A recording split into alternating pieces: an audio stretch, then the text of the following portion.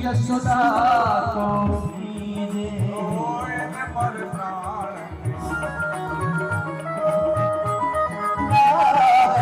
कोई सुखी जो बहन को अब इधर की स्थिति क्या है कि भगवान अब 11 वर्ष के हो गए। उधर कंस ने अनेक दैत्यों को केवसी व्योमासुर फलाने ढकाने सबको भेजा। भगवान ने सबकी कचूर निकाल दी मार करके। अक्रूर जी को भेजता है कि जाइए कृष्ण बलराम को लाइए और हम मरवा डालेंगे। अक्रूर जी चाचा लगते हैं। अक्रूर जी कहा देखो ये पापी हम ही को भेज रहा है। अक्रूर जी बड़े भक्त हैं महाराज।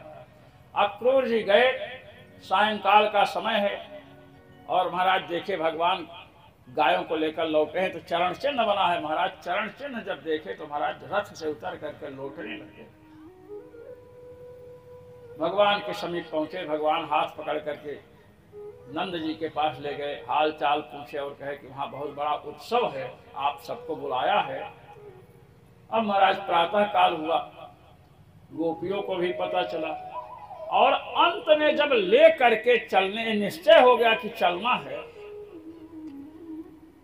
तो महाराज गोपियां गायें गोप सब महाराज जिस रास्ते से रथ आया था वहां लेट गए और कहे कि ले जाना है तो हमारे छाती पर रथ चढ़ा करके ले जाओ। अक्रूर जी ने कहा अब क्या करें। भगवान ने कहा कि अब कोई उपाय नहीं है। एक वृंदावन के कथावाचक अच्छे कथावाचक हैं, उन्होंने हमसे एक प्रश्न किया। उन्होंने कहा महाराज जब अक्रूर जी मथुरा से गए हैं वृंदावन तो यमुना जी नहीं मिली, आज भी नहीं मिलती हैं, और जब लौटे तो यमुना जी कहां से आ गई, ये प्रश्न था। तो हमने कहा भागवत तो मैंने पढ़ाया है लेकिन ये बात हमारे मन में भी नहीं आई। अब मैं जाऊंगा और भागवत की टीकाओं को देखूंगा तो बताऊंगा आपको। हमने कहा वृंदावन में बड़े बड़े विद्वान हैं, उनसे नहीं पूछा। अरे कहे हम सबसे पूछे, कोई उत्तर दे ही नहीं पाया। हमने कहा अच्छा, शायद सुरेश चंद्र जी उनका नाम है। तो महाराज मैं आया और सब टीकाएं हमारे पास है। देखा तो एक महापुरुष सनातन गोस्वामी पाद कहते हैं कि क्यों यमुना जी मिली। जब सब रास्ते में लेट गए अब रथ जाए कैसे। भगवान से अक्रूर जी ने कहा क्या करें। कहे भाई ऐसे करो कि निकलना है अपने को यहाँ से, नहीं तो निकलने नहीं देंगे। अब महाराज रथ इधर से उधर इधर से, अब रास्ता तो मिल नहीं रहा। तब यमुना जी के पास पहुंचे हैं, ब्रह्महृद जो है, और भगवान से अक्रूर जी कहे कि यहाँ नहाओ। नहीं कहे नहाओ। नहाए, डुबकी लगाए तो देखे अंदर शेष नाग पर भगवान लेटे हैं। जब ऊपर निकले तो देखते हैं कि रथ में बैठे हैं। फिर डुबकी लगाए तो देखे कि रस में शेष नाग वो बलराम जी हैं और भगवान विष्णु।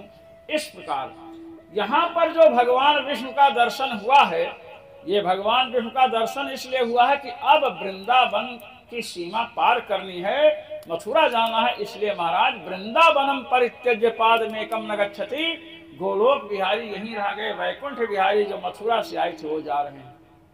लेकर गए, कहे महाराज हमारे घर चलिए। कहे घर नहीं जाएंगे, अगर मैं आपके घर रहा तो कंस को और भी संदेह होगा।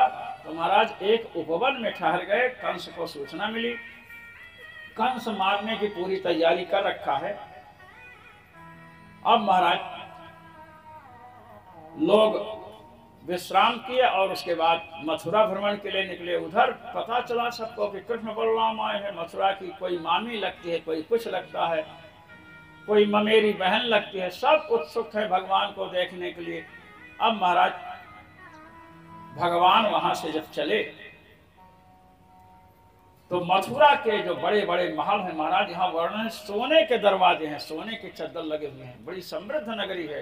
ये शत्रुघ्न जी ने बसाई है मथुरा। मथुरा का बड़ा महत्व है महाराज। शंकर जी ने श्री पार्वती जी से मथुरा के महात्म्य का वर्णन किया तो पार्वती जी ने कहा कि हे प्रभु आप ये बतलाओ कि मथुरा का इतना महत्व क्यों है। शंकर जी ने कहा कि मथुरा का महत्व इसलिए है कि मथुरा में हमारे आराध्य भगवान राम के रा और मां प्रविष्ट हैं। वाल्मीकि जी ने मरा मरा जपा ना, उल्टा नाम जपत जग जाना। मथुरा में पहले कौन अक्षर है? माँ, और बाद में अंतिम में क्या है? रा। और जो राम या मरा भी नहीं जप सकता है, उसके मुंह में बीच वाला अक्षर मथुरा थू। ये इसलिए भगवान के नाम के प्रभाव से महाराज सब देख रही हैं, और देखा कि एक धोबी आ रहा है। बच्चों ने कहा कि कन्हैया धोबी मामा कपड़ा देने कहो। कहा कपड़ा दे दो। बड़ा नाराज हुआ। एक बालक ने कहा कन्हैया पूतना वाला हाथ दिखा। तो एक चाटा मारा महाराज, उसका सिर टूट करके गिरा, और जितने लोग हैं सब कपड़ा पहन लिए। जो अपने अनुसार देखे, अब राजकुल के वस्त्र थे, किसी के कुर्ता यहाँ तक आ रहा है, किसी के कुछ बड़ी समस्या। आगे बढ़े महाराज। एक दर्जी मिला। दर्जी से कहे दर्जी मामा, अब वो भगवान के उनको जो ही देखे वही लट्टू हो जाए। बलराम जी को देख करके दर्जी ने सबके वस्त्र सही कर दिया। अब जब वस्त्र सही हो गया तो महाराज आगे बढ़े, और जब आगे बढ़े तो महाराज एक माली मिला, क्योंकि कपड़ा भी सही है। अब कपड़ा बिना माला के कैसे? माली के पास गए तो उसने, अच्छा जब दर्जी ने कपड़ा सही किया तो भगवान ने वरदान दिया उसको, तुम्हारे वंश परंपरा में कोई कमी नहीं रहेगी। अब 200 रुपये का कपड़ा हो तो 800 रुपये सिलाई दो जा करके, 50 रुपये कपड़ा हो, सिलाई बहुत अधिक होती है। माली ने माल्यार्पण किया, भगवान ने उसको भी वरदान दिया। आजकल फूल बहुत महंगा हो गया है, हम लोगों के आबू में तो ताज़ा फूलें मिलना मुश्किल पड़ जाता है। तो अब वहां से चलते चलते भगवान जब आगे पहुंचे तो देखे कि एक दासी आ रही है, कुबड़ी। कुबड़ी रामावतार में एक कुबड़ी थी, द्वापर में भी एक कुबड़ी है, कुब्जा, टेढ़ी मेढ़ी मचकते हुए आ रही थी। अब महाराज भगवान ने उसको देखा, गोप बालकों ने देखा, जो देखा वही मुंह ऐसे का नहीं। उसने भगवान को देखा। अब हाथ में उसके चंदन है, अंगराग है, बहुत सुंदर चंदन भेजती थी। किसी का रूप देख करके अपमान नहीं करना चाहिए, उसमें गुण खोजना चाहिए। महाराज भगवान ने कहा कि आप कौन हैं? तो भगवान ने पूछा कौन है? तो वो कहते बड़े स्मार्ट लग रहे हो। भगवान से उसने क्या कहा, जैसे आज लोग कहते बड़ा स्मार्ट लड़का है, वो सुंदर शब्द का प्रयोग कर रही, इसलिए मैं कह रहा हूं सुंदर। भगवान ने सुंदरी नहीं कहा, लेकिन वो कह रही तुम बड़े सुंदर लग रहे हो। क्या कहती है? दास्यस्म्यहं सुंदर कंस सम्मता त्रिवक्रनामाह्यनुलेप कर्मणि। हे सुंदर पुरुष, अब किसी पुरुष को सुंदर कह दिया जाए, वो समझ लेगा कि इसके मन की स्थिति क्या है।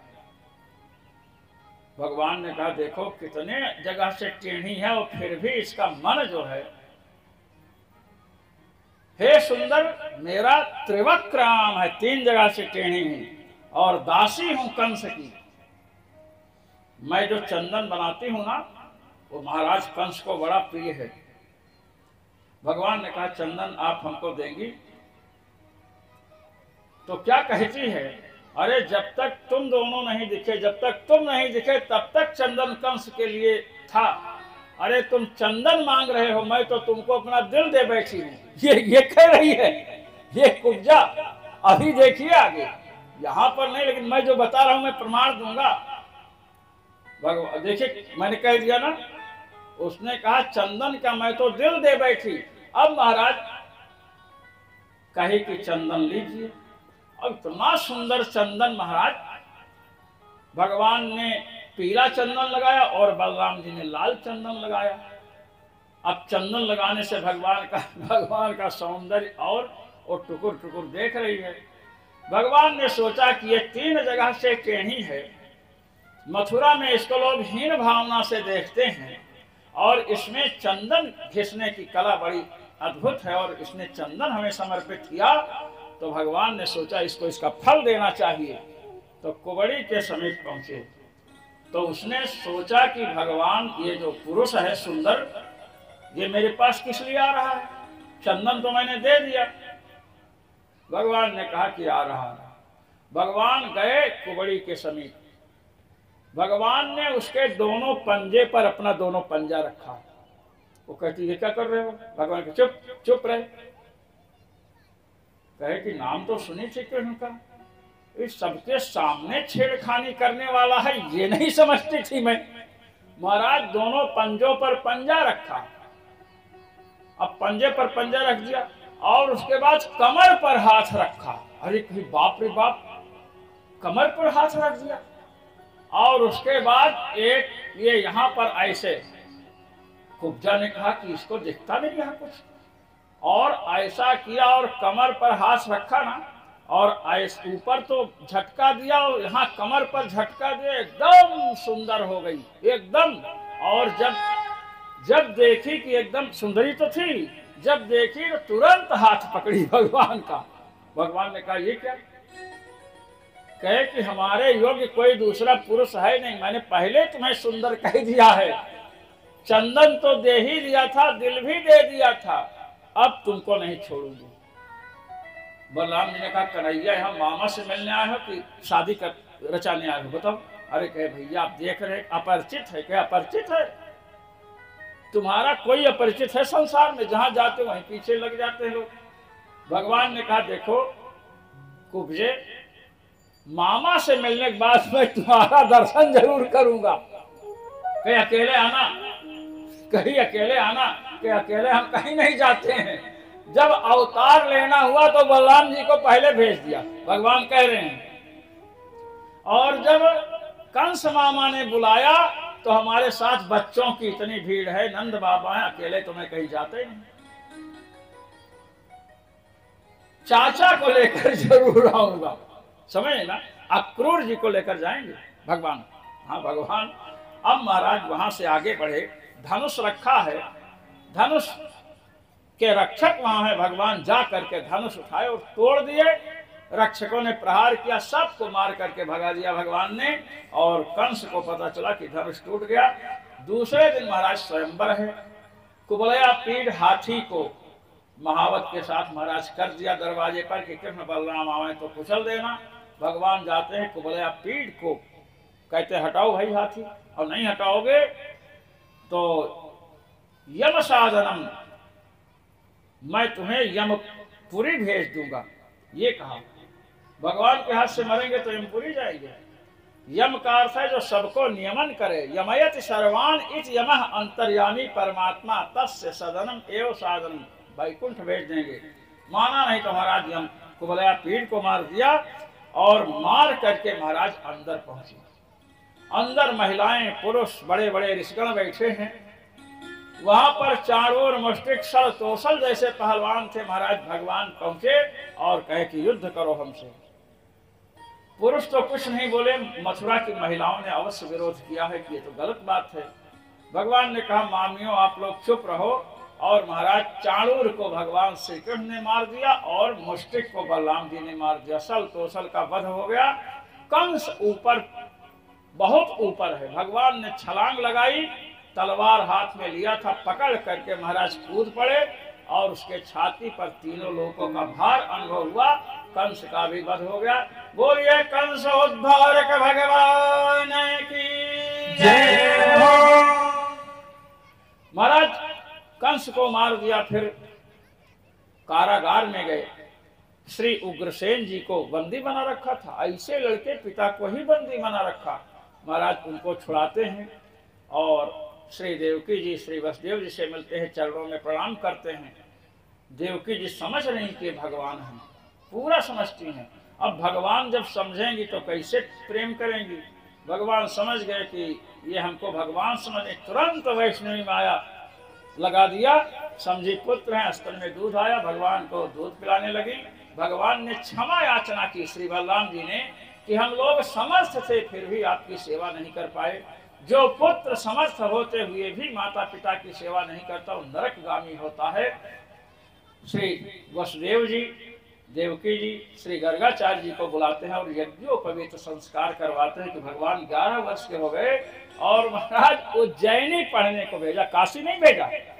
काशी इसलिए नहीं भेजा क्योंकि भविष्य में भगवान काशी को जलाएंगे, इसलिए जिसको बाद में जलाना है उसमें अध्ययन कैसे करें। वहीं पर सुदामा जी से मित्रता होती है। महाराज 64 दिन गुरुकुल में थे, 64 कलाओं का ज्ञान प्राप्त कर लिए। जब चलना हुआ तो गुरु जी से कहे कि दक्षिणा बताइए, हम आपको क्या दें। उन्होंने कहा कि पत्नी से पूछकर बताते हैं। पत्नी से कहा तो पत्नी ने कहा कि अपना पुत्र समुद्र में डूब गया है तो भगवान है, इनसे कहो लड़का ही प्राप्त करा दें जो डूबा है। भगवान से कहा तो भगवान समुद्र में गए। वहां पंचजन नाम का एक दैत्य रहता था, उसको मारे, उसके हड्डियों का शंख जो है उसे पांचजन्य कहते हैं। आपने शंख देखा? जीवित शंख नहीं देखोगे, मरा शंख भी। शंख जो आप देखते हो इसके ऊपर चमड़ा होता है, इसके अंदर जीव रहता, बड़ी बदबू आती है मरने के बाद। और महाराज ये है, इसलिए जहां छेद करते जहां बजाते हैं ना वो उसका पृष्ठ भाग है, और बाहर से जहां ऐसे ऐसे बना रहता है रेखा वहां से निकलता है। यमपुरी गए और वहां बच्चे की आत्मा लिए और योगीश्वर तो ही भगवान ने योग बल से शरीर प्रदान किया और वहां से आए। इधर उद्धव जी को महाराज ब्रज भेजा है भगवान ने। उद्धव जी गए तो भगवान से कहे, दरवाजा खटखट किए महाराज, दरवाजा देर से खोला भगवान ने तो उद्धव जी ने कहा कि लगता है अंदर रो रहे थे क्या। भगवान ने कहा क्यों? कहे आपने पीतांबर से आंसू पोंछा, ऐसे ऐसे यहाँ पर लगा हुआ है दोनों तरफ। भगवान ने कहा कि हाँ रो रहा था। कहे भगवान होकर के भी रोते हो? अरे भगवान ने कहा जितना भगवान होकर रोना पड़ता है उतना भक्त होकर नहीं रोना पड़ता। भक्त के सभी भक्तों के भगवान एक है भाई। 10 लड़कों की माँ एक है, अब 10 लड़कों को कष्ट होगा तो माँ को ही रोना पड़ेगा। तो ये श्री कहे क्या बात है? कहे कि जब से आए हैं ब्रज से हमारे इतने प्रेमी वहां हैं, माँ हमको खिलाती थी, जब जब हमारे भोजन में माखन आता है तब तब ब्रज की याद आती है। इसलिए उद्धव तुम ब्रज जाओ और वहां सबको समझाना, मिलना, यहाँ का समाचार देना। कहे कि आप क्यों नहीं चल देते हैं ब्रज? कौन दूर है? मथुरा से वृंदावन की दूरी कितनी है? बहुत तो नहीं है। भगवान गए नहीं महाराज, इसलिए भगवान नहीं जाते हैं कि यदि मैंने ब्रजवासियों से संबंध रखा तो जरासंध कंस का वध किया है। कंस की 2 पत्नियां हैं और उनके बाप का नाम जरासंध है, बहुत बड़ा राजा है। हमको नीचा दिखाने, हमारा तो बाल बांका नहीं कर सकता, हमारे संबंधियों को पकड़ लेगा तो हमें जाना पड़ेगा, इसलिए जाने बंद कर दिया। ये है राजनीति। महाराज उद्धव जी आते हैं और नंद जी से मिले। प्रातः काल हुआ, गोपियों ने कहा, अच्छा भगवान ने कहा कि तुम जाओगे ना वहां और गोपियां तुमसे नहीं बात करेंगी। कहे क्यों? कहे हम भी श्याम वर्ण के हैं, तुम भी श्याम वर्ण के हो। श्याम वर्ण वालों में एक मैं ही हूं जिनसे वो बात करती हैं। तुम मेरा पीतांबर ले जाओ तो तुम्हें हमारा सेवक समझ करके गोपियां बात करेंगी। गए महाराज, गोपियों ने देखा और गोपियों को संदेश भी देना है भगवान का। अब महाराज संदेश तो उद्धव जी देने के लिए जब पहुंचे तो यहां पर महाराज वहां पर एक जो श्री जी हैं, राधा जी हैं, राधा जी ने कहा कि तो श्याम वर्ण का पुरुष है, सांवला। तो उन्होंने इसको कहते हैं भ्रमर गीत, भ्रमर की भावना की। भ्रमर को कह रही हैं और सुना रही उद्धव को। उन्होंने कहा कि काले पुरुषों से मित्रता नहीं करनी चाहिए। श्री राधा जी कह रही हैं। कहे क्यों नहीं करना चाहिए भाई, मित्रता क्यों नहीं करनी? काले पुरुष बड़े दुष्ट होते हैं, बड़े धोखेबाज होते हैं। उद्धव जी ने कहा कि हमको कह रही हैं? कहे नहीं, मैं इसको भंवरे को कह रही हूँ। ये भंवरा जो मरवा रहा है ना, उद्धव को ही भंवरा। एक काला पुरुष त्रेता में हुआ जिसको राम कहते हैं। उस त्रेता वाले पुरुष के समीप एक स्त्री प्रेम करने गई, शूर्पणखा। बताओ, प्रेम तो नहीं किया, नहीं किया, नहीं किया। उसकी नाक कटवा लिया, कान कटवा लिया। उद्धव जी ने कहा अच्छा ये तो सब जानते हैं। अरे कहे जानते नहीं, उनसे भी पहले एक पुरुष हुआ, 52 अंगुल का था, वामन भगवान सांवले थे। वो क्या किया कि बलि महाराज ने सब कुछ दान दे दिया, उसके बाद बंदी बना लिया। कहे और कहे एक काला पुरुष द्वापर में हुआ, हम लोगों से बड़ी मीठी मीठी बातें करता था और जब से गया आज तक खोज खबर नहीं लिया। इसलिए हम लोगों ने तो ये निश्चय किया है कि काले पुरुषों से मित्रता नहीं करनी चाहिए। अब जो काले हों सोच लो अपनी अपनी बात। तब उद्धव जी ने कहा कि देखो ऐसा है, जब काले पुरुष की बात ही अच्छी नहीं लगती तो बंद कर दूं मैं? अरे कहे नहीं नहीं, यही तो हमारी सबसे बड़ी कमजोरी है कि हम उसकी चर्चा करना बंद नहीं कर सकती हैं। महाराज इसको भ्रमर गीत कहते हैं। श्री उद्धव जी वहां पर बृहस्पति जी के शिष्य हैं महाराज, बहुत बड़े ज्ञानी हैं, भगवान के मंत्री भी हैं, सखा हैं। महाराज वहां पर रहे और इन्होंने जब गोपियों को तत्व ज्ञान तो दिया और बड़ा संवाद हुआ है। इन्होंने कहा कि तुम निर्गुण की उपासना करो, बहुत सी बातें कही, गोपियों ने सब खंडन कर दिया। अंत में उद्धव जी कहते हैं कि हे प्रभु, हमको श्री वृंदावन धाम का कोई छोटा पौधा बना दो, गुल्म, छोटे गूमा, आप लोग गूमा जानते होंगे, छोटा होता है, गूमा बना दीजिए। भगवान ने कहा क्यों? कहे गूमा बनेंगे छोटे पौधे तो जब ब्रज गोपियां ब्रजांगनाएं हा कृष्ण हा प्रियतम ऐसा बोलते हुए मस्त होकर चलेंगी तो उनके चरणों की रज उड़ करके हमारे ऊपर पड़ जाएगी, तो मेरा ज्ञान धन्य हो जाएगा, मेरा बृहस्पति का शिष्य होना धन्य हो जाएगा और मेरे गुरु जो बृहस्पति जी है वे भी धन्य हो जाएंगे कि ये शिष्य मिला जिस पर प्रेमिकाओं जो भगवान की प्रियतमाएं हैं उनके चरण की रज पड़ी। इसे महाराज भक्तों का बड़ा महत्व है। उद्धव जी वहां पर रहे, वहां से लौट कर आए, बड़ी भेंट दिया महाराज सबने, भगवान को दिए और आकर कहे कि बड़े कठोर हैं आप। कहे हो गए ना भक्त, कहे गोपियों के चरण रज। अब महाराज कंस जब मर गया तो इसकी पत्नियां गईं पिता के पास, जरासंध के पास, कहीं ऐसी सी बात है, बताओ किसी की पुत्री को कोई विधवा बना दे तो कितना कष्ट होगा पिता को। उसने महाराज बड़ी भारी सेना लेकर के मथुरा पर आक्रमण कर दिया। भगवान के सामने, बलराम जी के सामने अस्त्र शस्त्र आगे, सुदर्शन चक्र, हल मूसल, और महाराज उसकी सेना का संहार किया। और बलराम जी ने पकड़ा जरासंध को मारने के लिए। भगवान ने कहा इसको मत मारिए। अरे कहे ये दुष्ट है, महादुष्ट है, मामा का ये वो है ससुर। अरे कहे मत मारिए। कान में बताए कहे मारो मत इसको, ये महादुष्ट है, छोड़ दो। जितने दुष्ट हैं सबको बटोर करके इकट्ठा करके लाएगा तो खोजना नहीं पड़ेगा। और यही महाराज कई बार आक्रमण किया। जैसे यहाँ कहते हैं ना पृथ्वीराज के ऊपर उसने 17 बार आक्रमण किया, क्षमा करते गए, अंत में उसने पकड़ा तो महाराज मार दिया। अब इधर से मथुरापुरी पर आक्रमण एक काल यवन है वो कर रहा महाराज, 3.5 करोड़। अब बस 5-7 मिनट रह गया है। रुक्मणी जी को आप लोग तैयार कर रखे हैं ना? हाँ तैयार कर। हाँ तो महाराज काल यवन को वरदान है कि इसको कोई भी यदुवंशी हरा नहीं सकता है। अब ये वरदान क्यों है? ये मूल भागवत में नहीं है। टीकाकार लिखते हैं कि एक बार यदुवंशियों की सभा में एक सैसरायण गार्ग थे और उनका साला बैठा था। तो कहते हैं कि भाई मजाक करो, ये ठीक है, मजाक करना चाहिए, लेकिन मजाक करने में वाणी से बोलो, ये नहीं कि हाथ से पकड़ लो या कुछ कर दो। छेड़खानी नहीं होनी चाहिए मजाक में। अब उसने कहा अपने जीजा से मजाक करके कि ये तो नपुंसक है। अब मजाक किया, उसके बाद उनकी कोपीन लंगोट पकड़ करके और हिला करके कहा कि ये तो नपुंसक है। उनको बड़ा कष्ट हुआ, गए तपस्या करने। काल यवन, अच्छा लड़के हैं नहीं, इसीलिए तो मजाक में लोग सही समझिए।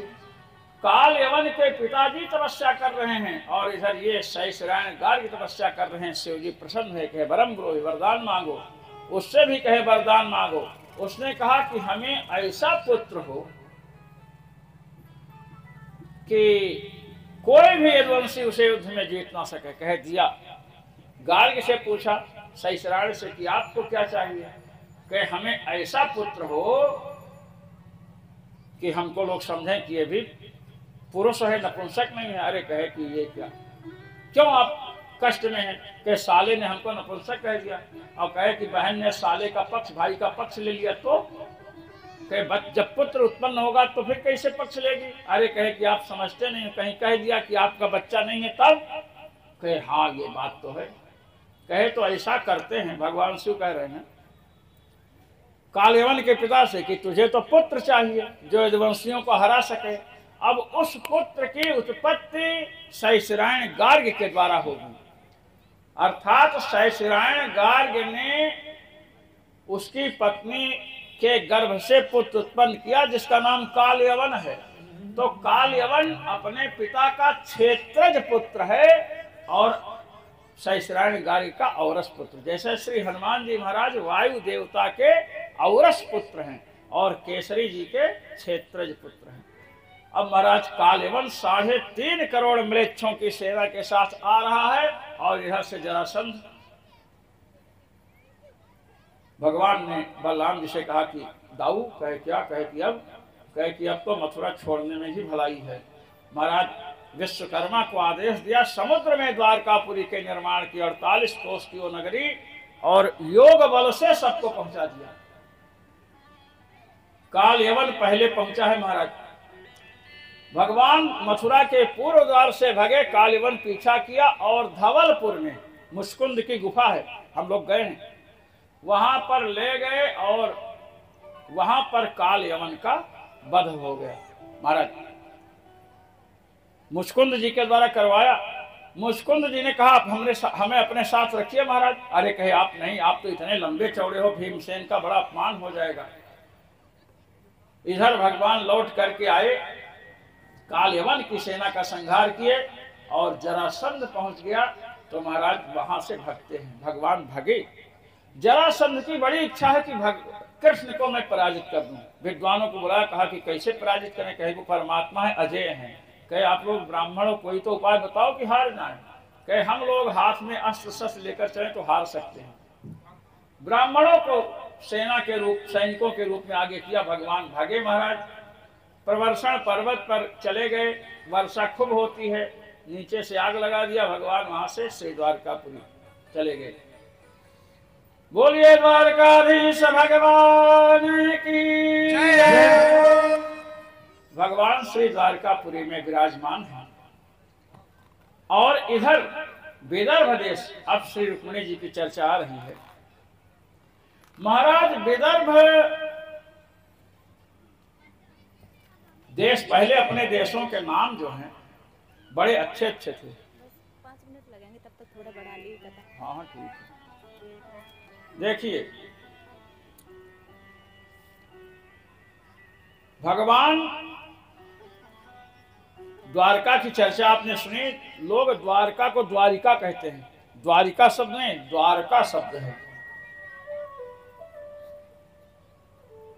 अब महाराज द्वारकापुरी का निर्माण हुआ और भगवान द्वारकापुरी में विराजमान हैं। इधर विदर्भ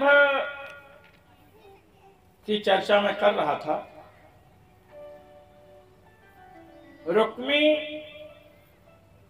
रुक्मवान 5 तो भाई हैं और महाराज 1 कन्या है। बहन 1 है, भाई 5 हैं। अब 5 भाइयों में अगर 1 कन्या होती है ना, 1 बहन, तो बहन को बड़ा आराम रहता है। और अगर 2 बहनें हैं तब कहेंगे कि भाई इस बहन को मैं रखा इतने दिन, तो तुम उस बहन को रखो। ये सब बातें चलती हैं। श्री रुक्मिणी जी जो हैं श्री लक्ष्मी जी के अवतार स्वरूपा हैं और महाराज नारद जी के द्वारा विदर्भ नरेश की चर्चा मैं कर रहा हूं। विदर्भ देश के राजा भीष्मक जी हैं, उनके 1 पुत्री है श्री रुक्मिणी जी और उनके 5 पुत्र हैं। रुक्म रथ, रुक्म बाहु, रुक्म केश, रुक्माली और रुक्मी। अब रुक्मी सबसे बड़ा लड़का, वो चाहता है कि हमारी बहन का विवाह शिशुपाल के साथ हो। शिशुपाल रावण का अवतार है महाराज। बहन का विवाह शिशुपाल के साथ होगा तो राज्य की सीमा बढ़ाने में सहयोग मिलेगा।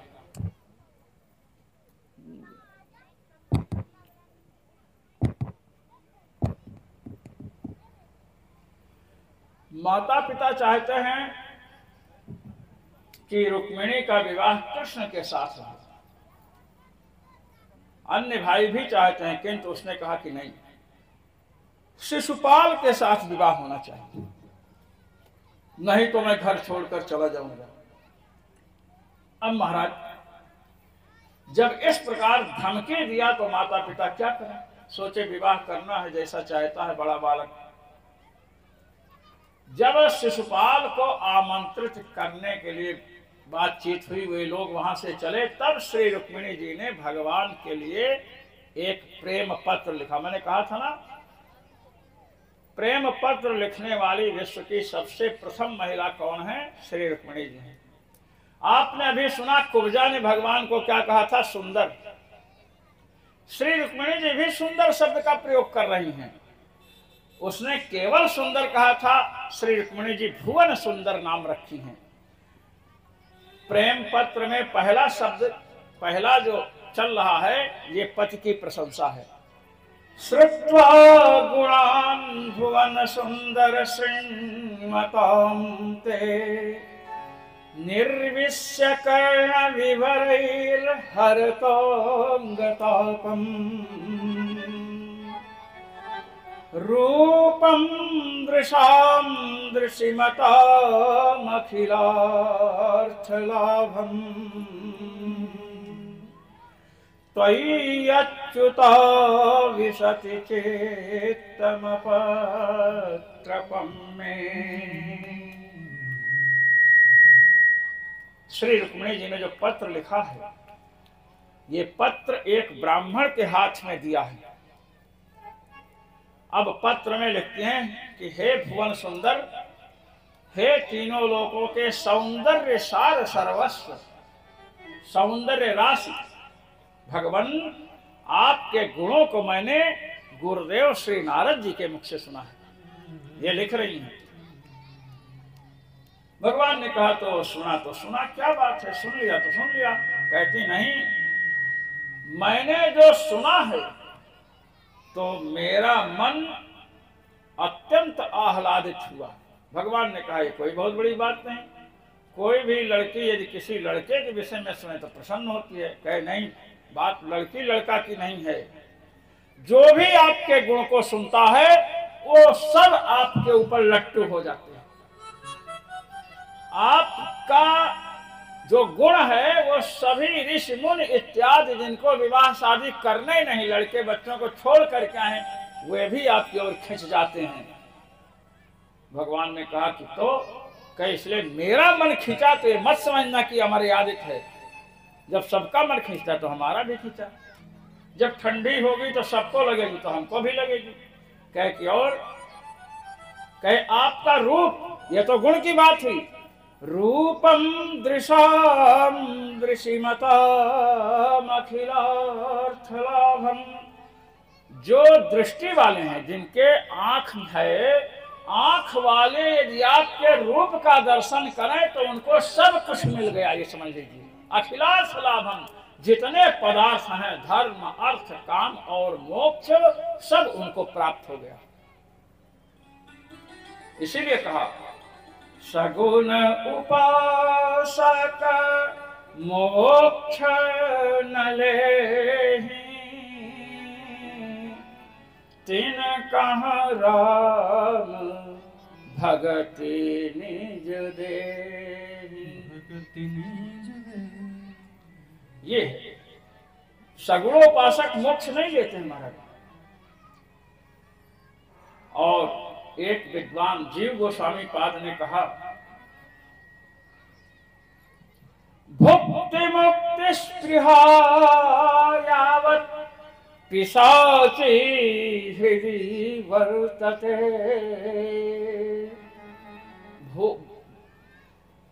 भोग को और मोक्ष को, भुक्ति और मुक्ति को जीव गोस्वामी पाद ने कहा पिशाचिनी है। महाराज मुक्ति को पिशाचिनी कहा। जब तक भुक्ति, भुक्ति माने भोग और मुक्ति माने मोक्ष, जब तक भुक्ति और मुक्ति रूपी पिशाचिनी हृदय में विराजमान है, कहते तावद भक्ति सुखम कुतः, तब तक भक्ति का सुख नहीं मिल सकता है जी। इसलिए महाराज जो भगवान के भक्त हैं वो मुक्त नहीं चलते, मुक्त निरादर भगत लुभाने, तो सब कुछ मिल जाता है। रुक्मिणी जी कहें उनको सब कुछ मिल जाता है, चारों पदार्थ धर्म अर्थ काम मोक्ष मिल जाते हैं। भगवान ने कहा आप कहना क्या चाहती हैं? भाई आपने कहा कि हमारे गुण बड़े अच्छे हैं, जो सुनता है उसके मन की वेदना ताप सब नष्ट हो जाता है। आपका भी नष्ट हो गया कि सबका नष्ट होता है तो हमारा होना चाहिए। भगवान ने कहा ठीक है। कहे ठीक है कि नहीं बाद में बताऊंगी। आपके गुण रूप को जो देखते हैं, जितने भी नेत्र वाले प्राणी हैं सबको अखिलार्थ लाभ, जितने अर्थ हैं पदार्थ हैं सब मिल जाता है, ऐसा कोई पदार्थ नहीं कि न प्राप्त कर लेते हो। भगवान ने कहा कि ये तो हमारी अच्छाई है। कहे कि सब जगह अच्छाई अच्छाई हो तब मानी जाती है। आपके गुणों को जिन्होंने सुना उनके हृदय में संताप जो था दूर हो गया और मेरे हृदय का ताप बढ़ गया। श्री रुक्मिणी जी कहें आपके गुण जब से सुनी हूं तब से आपको पति रूप में प्राप्त करने के लिए मैं व्यथित हो रही हूं। कहे कि और रूप वाली बात बताइए। कहे कि आपके रूप से सबको सब कुछ मिल जाता है। मेरा जो चित्त है, मन है, उसने लज्जा को छोड़ करके आप में अपने आप को लगाया है। अर्थात आपका वर्णन करने में मुझे माँ के समेत, पिता के समेत, भाई के समेत लज्जा का अनुभव नहीं होता है। मैं एक ही बात कहती हूँ कि पति के रूप में हमें श्री कृष्ण चाहिए। भगवान ने कहा कि अच्छा, अब आप मेरे पति बनिए। पत्र में कह रही हैं, श्री रुक्मिणी जी कह रही हैं, यदि मैंने कोई पुण्य किया हो, महाराज बिना पुण्य के अच्छा पति नहीं मिलता है। ये सुनने जितनी पत्नियां यहाँ बैठी हैं, बिना पुण्य के अच्छा पति नहीं मिलता है। और पुण्य नहीं करोगे तो ऐसा मिल जाएगा कि ड्रिंकिंग करके आएगा और रोज झगड़ा करेगा।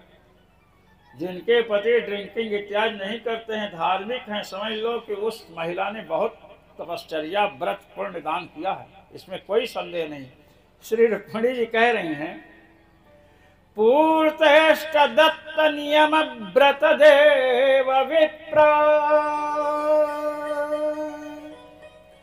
गुर्वर्चनादिभिरलम भगवान परेशा आराधितो यदि गदाग्रजयेत्यपाणिम्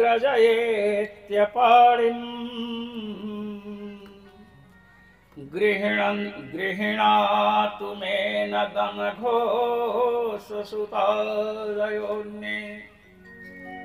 श्री रुक्मिणी जी कह रहे हैं, जैसे तालाब बनवाना, कुआं वापी तड़ाग का निर्माण कराना, पौशाला लोग चलाते हैं, और नियम का पालन करना, व्रतों को करना, देवताओं की ब्राह्मणों की पूजा करना, गुरुजनों की अर्चना करना, इससे भगवान प्रसन्न हो मेरे ऊपर। ये श्री रुक्मिणी जी करेंगे।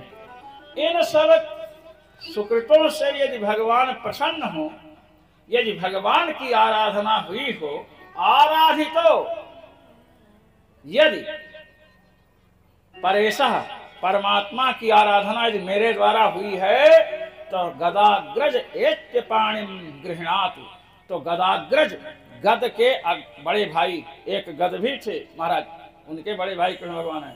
गद के बड़े भाई श्री कृष्ण आकर के मेरा पाणी ग्रहण करें। अब बतलाइए, इतना पुण्य किया हो तो इसका मतलब क्या कि श्री कृष्ण की प्राप्ति में रुक्मिणी जी ने जो जो शर्त रखी कि हमने ये किया हो, दान दिया हो, ब्राह्मणों की, देवताओं की सेवा की हो तो प्राप्त हो, अर्थात अच्छा पथ, ये सब कार्य करने से प्राप्त होता है। अब प्राप्त हो गया तो भी अच्छा करती रहो, नहीं अगले जन्म में मिल जाएगा ऐसा कटहा आदमी की परेशान कर देगा। इसलिए महाराज काशी में एक विद्वान थे, मैं उनको नमन करता हूँ क्योंकि मैं उनसे पढ़ा हूँ। अब आप सुन लीजिए, करीब 60 या 65 साल के थे। गंगा जी स्नान करके गुरु जी गंगा जी के घाट पर बैठ करके सप्तशती का पाठ करते थे और महाराज संपुट लगावे पत्नी मनोरमं देहि। अब महाराज जब ये संपुट गुरु जी ने लगाया तो एक शिष्य पहुंच गया, कहा गुरु जी आप 65 साल के हो गए। कहे हाँ। कहे शादी तो दोबारा नहीं होगी। कहे नहीं होगी। कहते संपुट क्यों लगा रहे हैं? पत्नी मनोरमाम दे कि सुंदर पत्नी दीजिए। भाई इतने वृद्ध हो गए, विवाह होना नहीं तो संपुट लगा पाठ करने क्या आवश्यकता? अरे कहे कि इस जन्म में ऐसी पत्नी हमको मिली, मैं उससे संतुष्ट नहीं हूँ, अगले जन्म के लिए मैं पाठ कर रहा हूँ। समझे ना? नाम उनका नहीं लूंगा, उनके नाम में ही राम शब्द है। राम प्रीत द्विवेदी गुरु जी से उनको कोटि कोटि नमन है। बड़े भारी विद्वान महाराज। प्रातः काल 4 बजे से पढ़ाना शुरू करते थे और निःशुल्क पढ़ाते थे। हम लोग शास्त्रार्थ रत्नावली पढ़ने जाते, हम तो शास्त्रार्थ में जाते थे विद्वानों में। महाराज इस प्रकार के विद्वान 6 महीने गुरुजी एक धोती पहनकर रहे, काशी नहीं छोड़े। ये आप समझ लीजिए। ऐसे संस्कृत की रक्षा नहीं होती है, उसके लिए बहुत त्याग करना पड़ता है। महाराज पढ़ने वाला जो आता था उसको रिक्शा का किराया देते थे। गुरुजी ने हमसे कहा कि मैं रिक्शा का किराया दे करके उसको पढ़ाता था। हमने कहा गुरुजी किराया क्यों देते थे? अरे कहे वो किराया नहीं देते तो दूर से आता कैसे? हमने कहा नहीं आता। कहे आता नहीं तो मैं पढ़ाता कैसे? कहे नहीं पढ़ाते। हमने जब कहा कहे पढ़ाते नहीं तो शास्त्र सुरक्षित कैसे रहता? यदि किसी ज्ञान को सुरक्षित रखना है तो उसका दान कीजिए, पढ़ाइए। ये हम लोग उस परंपरा से पढ़े महाराज। तो श्री रुक्मिणी जी ने कहा कि श्री कृष्ण हमारा पाणिग्रहण करें। अब महाराज पत्र लेकर के वो पहुंच गया। ब्राह्मण के हाथ से भेजा पत्र महाराज, और ब्राह्मण देवता पहुंचे, भगवान से मिले महाराज। अच्छा एक बात ये बताना कि रुक्मिणी जी को लेकर भगवान भागेंगे, हाँ कम से कम यहाँ से दौड़ करके उधर से मंच पर आना। हाँ तो भगवान को संदेश मिला। अब महाराज रुक्मिणी जी के प्रेम पत्र को देखकर भगवान से रहा नहीं गया, रात को ही निकल पड़े। प्रातः काल में बलदाऊ ने कहा कि कृष्ण नहीं दिख रहे। पता चला ये भी सेना लेकर गए। श्री रुक्मिणी जी ने संकेत कर दिया था कि दुर्गा जी की पूजा करने के लिए मैं आऊंगी, वहीं से हरण कर लेना। महाराज वहीं पर पहुंच गए भगवान। श्री रुक्मिणी जी वहां गई। अब महाराज सैनिक हैं चारों ओर। रुक्मिणी जी इतनी सुंदरी हैं, रुक्मिणी जी ने सोचा इन सैनिकों को मतलब इनका मन एकाग्र न रहे, इसके लिए कुछ करना चाहिए। उन्होंने महाराज अपना स्वरूप जब दिखाया तो सैनिकों के हाथ से तलवार गिर पड़ी, कुछ तो बेहोश हो गए। इतना अप्रतिम, साक्षात श्री जी हैं। और महाराज मंदिर में पहुंचे और भगवान वहीं पर हैं। अब इधर उधर देखने लगी महाराज कि दिख नहीं रहे हैं। अरे भगवान ने कहा दिखूंगा, पहले पूजा तो कर लो माता जी की, पूजा कर लो तब ना दिखूंगा। महाराज पूजा की, फिर एक सखी थी, उसने कहा कि रुक्मिणी जी कही क्या? कहे कि इधर कुछ हलचल हो रही है रुक्मिणी जी से। और जब उधर देखी तो भगवान श्याम सुंदर दिखाई पड़े महाराज। और दिखाई पड़े, तुरंत रुक्मिणी जी को पकड़ा और रथ पर बिठाया। रथ पर बिठाया तो रुक्मिणी जी ने कहा कि चलो। भगवान ने कहा चुरा करके हम दही, दूध, दही, मक्खन चुराते हैं, ये स्त्री चुराना मेरा काम नहीं है। मैं तो 5 जन्य शंख बजा करके चुनौती दूंगा शंखत ध्वनि करूंगा कि रुक्मिणी जी को लेकर जा रहा हूं, जिसकी मां ने उसे दूध पिलाया हो तो आकर के रोको। महाराज 5 जन ने शंख धुधवाया, लेकर के चल दिए। वाह, जैसे अभी चल रहे हैं, थोड़ा और तेज भगवान लेकर गए थे। हाँ, ये बात है। बोलिए रुक्मिणी हरण भगवान की जय हो। अरे माला वाला है यहाँ कहीं? एक माला दीजिए, एक भागवत का है। अरे भाई इधर लाइए, इधर इधर, ऊपर ऊपर लाइए।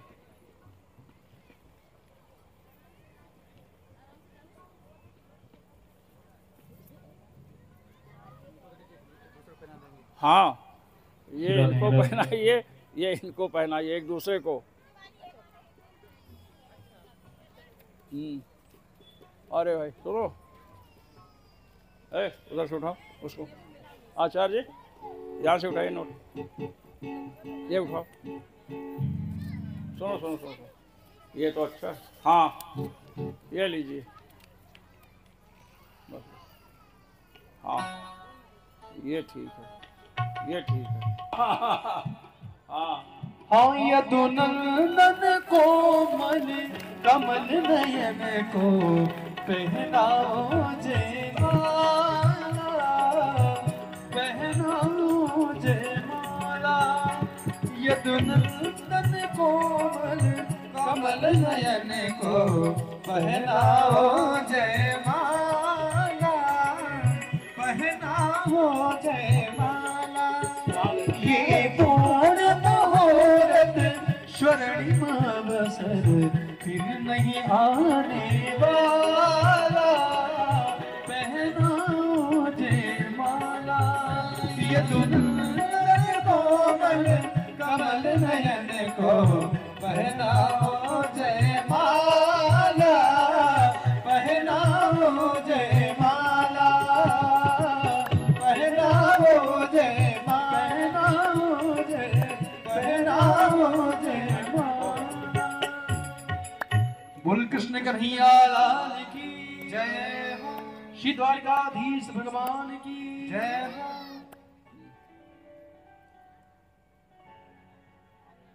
हाँ, उधर इधर से उतरने का।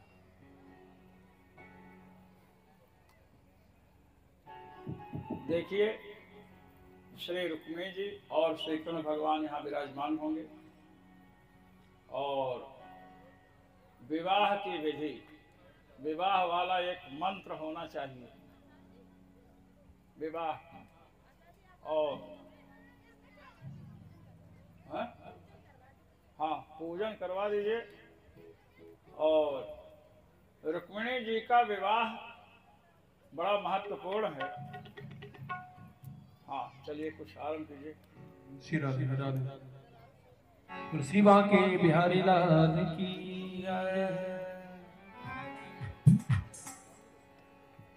हाँ, मेरे कान्हा ने बांधी कमाल पगड़ी, मेरे कान्हा बांधी कमाल पगड़ी, और थोड़ी केसरिया थोड़ी सी लाल पगड़ी। हाँ, थोड़ी केसरिया थोड़ी सी लाल पगड़ी। मेरे कान्हा ने बांधी कमाल पगड़ी, मेरे कान्हा बांधी कमाल पगड़ी।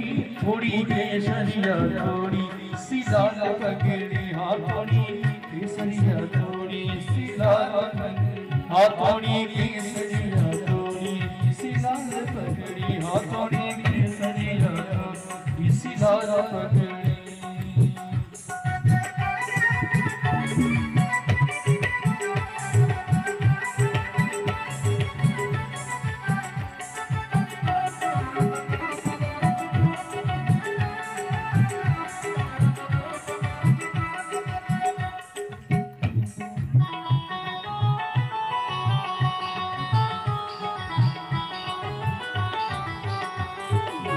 रंगी कान्हा ने पगड़ी रंगाई, रंगी कान्हा ने पगड़ी रंगाई। हाँ, बजरंगी कान्हा ने पगड़ी रंगाई, बजरंगी कान्हा ने पगड़ी रंगाई। सूरज किरणें इनमें समाई, सूरज की किरणें इनमें समाई, और तेरे भक्तों में फेरे डाल पगड़ी, थोड़ी केसरिया थोड़ी सी डाल पगड़ी, हाँ थोड़ी केसरिया थोड़ी सी डाल पगड़ी, हाँ थोड़ी केसरिया थोड़ी सी डाल पगड़ी, हाँ थोड़ी केसरिया थोड़ी सी डाल पगड़ी।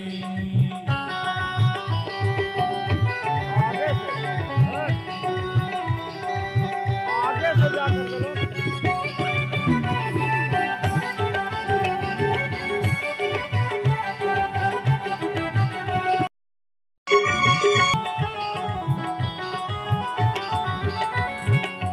मोर पंख तेरी पगड़ी पे सो है, मोर पंख तेरी पगड़ी पे सो है, हाँ मोर पंख तेरी पगड़ी पे सो है, मोर पंख तेरी पगड़ी पे सो है, जिस पे तिरंग मन सबका मोह है, तिरंग मन सबका मोह है, कहीं कर देना जादू समान पगड़ी, कहीं कर देना जादू समान पगड़ी, थोड़ी केसरिया थोड़ी सी लाल पगड़ी, केसरिया थोड़ी सी लाल पगड़ी, हाँ थोड़ी केसरिया थोड़ी सी लाल पगड़ी, थोड़ी केसरिया थोड़ी सी लाल। सभी लोग एक मिनट द्वारा सवाल कराएं।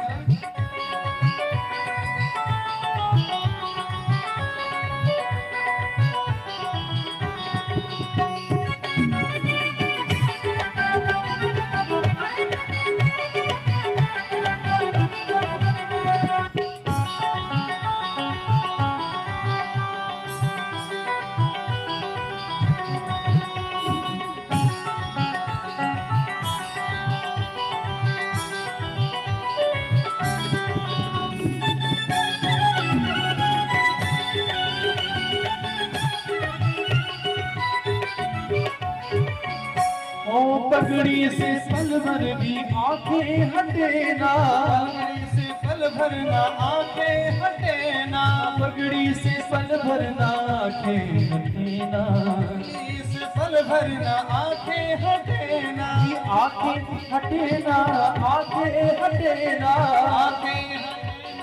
आंखें हटेना। और आज हमको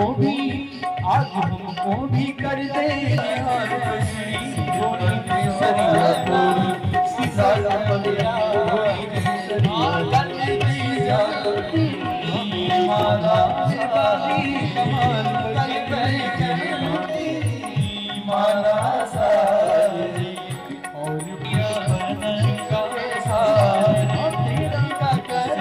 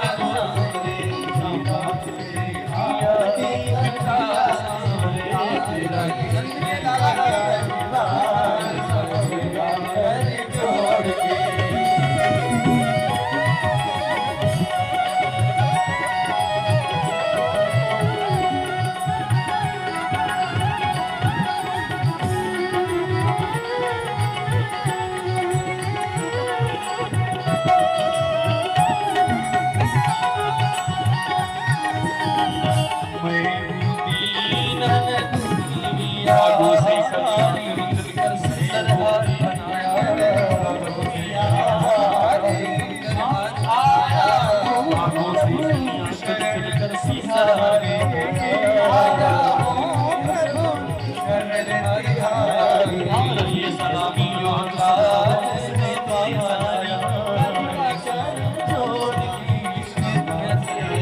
सजा हर बात सारा मुलाकात हर बात मेरा किसने किया सच्चा सारा परिवार मेरा करके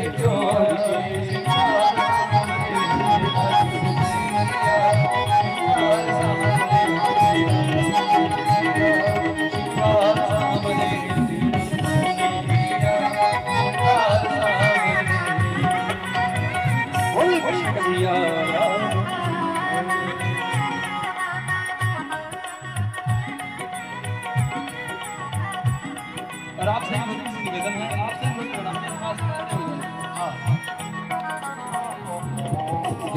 प्रेम सहित जो आरती गावे प्रेम सहित जो आरती गावे जोड़ी का जवाब नहीं जो आरती गावे प्रेम सहित जो आरती गावे राधा माधव आज